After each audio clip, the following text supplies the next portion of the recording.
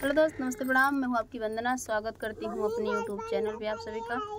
हम लोग एक प्यारा सा छोटा सा सोहर गीत लेके आए हैं। इस सोहर गीत में सास का नाम लिया जाता है, बहू का नाम लिया जाता है। तो आप लोग सुनिए और आनंद लीजिए सोहर गीत को। पनवा कहाई हम पसरब पानी रंग पसरब हो, पनवा कहाई हम पसरब पानी रंग पसर हो, हिलना पसरब कवानी दे के आंगने कवानी दे के आचरे हो, हिलना पसरब कवानी दे के आंगने कवानी दे के आचरे हो, सेही पनवा खाई नहीं कवानी दे तू कली आंगना बीचे हो, सेही पनवा खाई ली कवानी दे तू कली आंगना बीचे हो, हिलल ना तू कली न देवी दे के आंगने कोमल दे के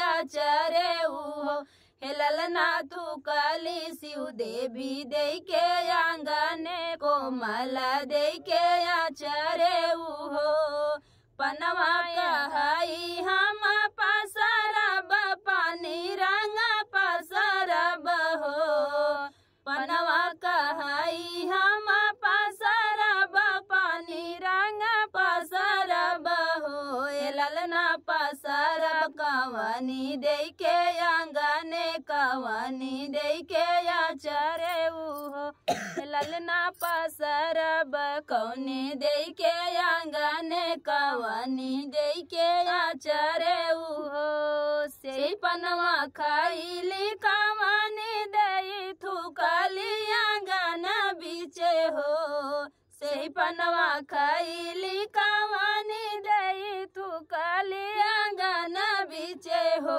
हेलना तू कली शारदा दे के आंगने अर्चना दे के आचरे हो, हे बहिनी तू कली शारदा दे के आंगने अर्चना दे के आचरे हो, पनवा कहाई हम पसरब पानी रंग पसरब हो, ललना पसरब कवानी दे के आंगने कवानी दे के आचरे हो, ललना पसरब कवानी दे के आंगने कवानी दे के आचरे हो। तो फ्रेंड, था सोहर गीत छोटा सा, कैसे लगा कमेंट बॉक्स बताना। फिर देखिए नए गाने साथ, बाय बाय दोस्तों।